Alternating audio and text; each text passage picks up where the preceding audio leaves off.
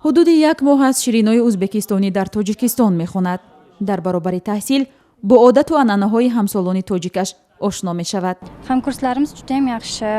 همسبقان من انسان‌های خوبند. من می‌خواهم اینها هم مهمانی ازبکستان شوند. برای من دخترها کمک می‌کنند. آنها هرچند خودشان زبان ازبکی را نمی‌دانند، کوشش می‌کنند به من زبان تاجیکی را یاد دهند. من هم حرکت می‌کنم که با زبان تاجیکی گپ زنم. ارزوی تحصیل در دل این جوان دختر را توصیف مادر کلانش از دهنو به دوشنبه آورد. بیبیش نیز دانشگاه آموزگاری را ختم کرده است. بیبیم توصیه دادند که اینجا تحصیل کنم. بیبیم میگفت تاجیکستان و ازبکستان مثل یک کشور هستند و فضای زندگی شبیه همند. حالا در گروهی که شیرینوی تحصیل میکند 13 دانشجوی ازبکستانی دیگر هم هستند که من بعد در مکتب‌های تاجیک زبان ازبکستان درس خواهند گفت. به فرق از شیرینوی، اصلیدین با زبان تاجیکی خوب صحبت میکند.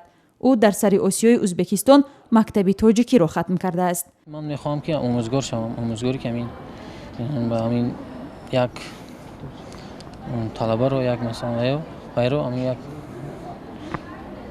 طلبه ها رو درس هم بکنم. آموزگار در همین دهچه خودم میخوام که در مکتب رقم 52 خواهم آموزگار شوم. امسال در برابر شیرینوی و اصلیدین صدها ساکن ازبکستانی برای تحصیل با زبان تاجیکی عازم دانشگاه‌های تاجیکستان شدند. مقامات تاجیکستان تعداد آنها را به سابقه می‌دانند و بر اساس آمار وزارت معارف و علم تاجیکستان تنها در سال نو تحصیل 2018 بیشتر از 500 نفر برای تحصیل عازم تاجیکستان شدند.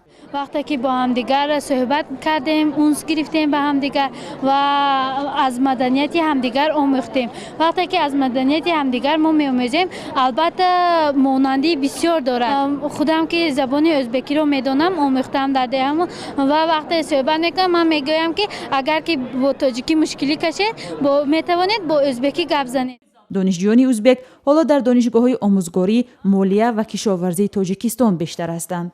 اگر برخی را هم تحصیل پیوندانشان در زمان شوروی به این تشویق کرده باشد، گروهی هم با دعوت دانشگاه‌های تاجیکستان آموزش را در اینجا انتخاب کردند. امروز امکانیت پیدا شد با امضا شدن قرارداد بین وزارت معارف جمهوری تاجیکستان و جمهوری ازبکستان که همون دانشجوهای زیادی که پیشتر در دوره شوروی حتی سالهای 70 و 80 که در تاجیکستان از بسیار منطقه‌های ازبکستان تحصیل می‌کردند، همون سنت و عنعنه‌ها از نو احیا شده ایستاده است.